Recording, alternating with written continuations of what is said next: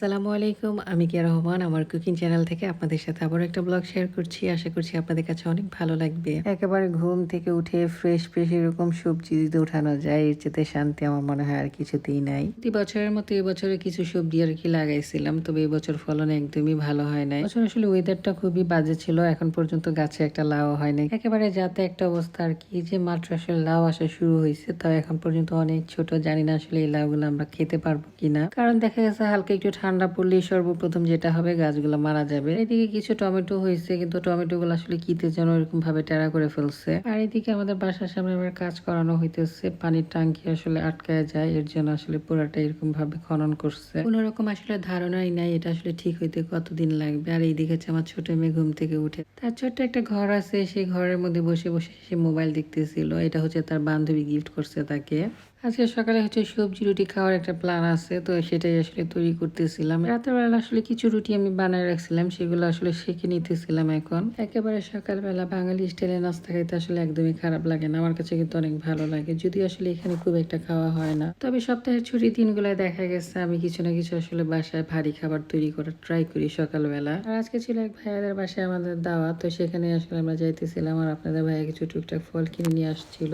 আমি আসলে আজকে বাসা থেকে বের হওয়ারই সময় পাই নাই, তা না হলে আমি আসলে অন্য কিছু কিনে নিয়ে আসতাম। কারণ দেখা গেছে ফল আমাদের সচরাচর সবার বাসায় টুকটাক থাকে। আসলে আমার ফল নিয়ে কোথাও যাইতে খুব একটা ভালো লাগে না। যাই হোক, আপনাদের ভাইয়ের যেটা পছন্দ হচ্ছে সে সেটাই নিয়ে আসছে। ভাবি খুবই সুন্দর ভাবে ডেকোরেশন করে রাখছে, একেবারে পরিপাটি করে বাসাটা গোছায় রাখছিল।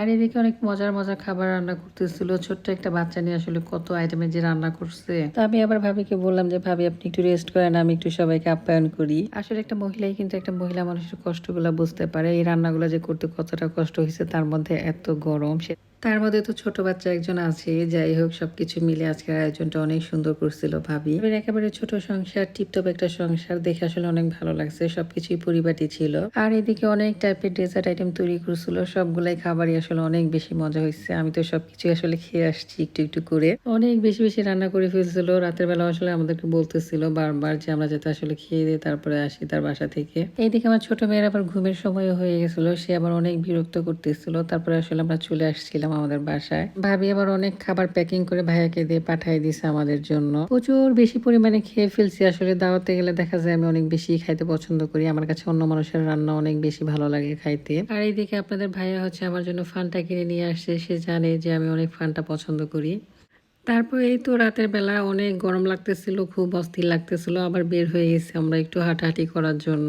আর এদিকে হচ্ছে আজকে বিকেল বেলা তো তাকে খেলতে নিয়ে যায় নাই। রাতের বেলা বের হয়ে সে তো অনেক বেশি খুশি হয়ে গেছে। তার সাথে তো তার চিপস আছেই। চিপস পাইলে আসলে সে এমনিতেও অনেক বেশি খুশি হয়। তার অনেক পছন্দের একটা খাবার হচ্ছে চিপস। রাতের আবহাওয়াটা অনেক সুন্দর ছিল, অনেক বাতাস ছিল, হাঁটতে আসলে অনেক বেশি ভালো লাগতেছিল। তো এই যে আমরা আসলে হাঁটাহাঁটি করতে বের হয়ে অযথায় আমাদের আসলে শরীর কিন্তু একদমই কমে না। আমাদের শরীর কিন্তু আরো দেখা গেছে হাঁটাহাঁটি করলে আরো বেড়ে যায়, কারণ আমরা খেতে থাকি আর হাঁটাহাঁটি করতে থাকি। মুখ কিন্তু আসলে আমাদের একদমই বন্ধ থাকে না। দেখা যায় কিছু না কিছু খাই, হাঁটাহাঁটি করি, আবার একটু ঘুরি, আবার কিছু না কিছু খাই। এরকমই আসলে দিন যাইতেছে আমাদের, আলহামদুলিল্লাহ। আর এই গরমে আসলে সবারই অবস্থা খারাপ। আমার কাছে তো অনেক বেশি পরিমাণে ফান্টা খাইতে ভালো লাগে গরমের মধ্যে, একেবারে ঠান্ডা ঠান্ডা ফান্টা। তো তারা আসলে আজকে অনেক গরম লাগতেছিল, তার আসলে ক্যাপ রেখে তারপরে সে বের হয়েছে। সে আসলে ক্যাপ ছাড়া একদমই বের হয় না। আজকে আসলে গরম এত পরিমাণে বেড়ে গেছিল, সে আসলে আজকে ক্যাপ রেখে তারপরে বের হয়েছে। রাতের বেলা দেখা যায় রাস্তাঘাটগুলো একেবারে নিরিবিলি থাকে, কোনো মানুষ থাকে না। আর এই নিরিবিলি রাস্তায় হাঁটতে যে কি ভালো লাগে। এদিকে আসলে দেখা যায় আমরা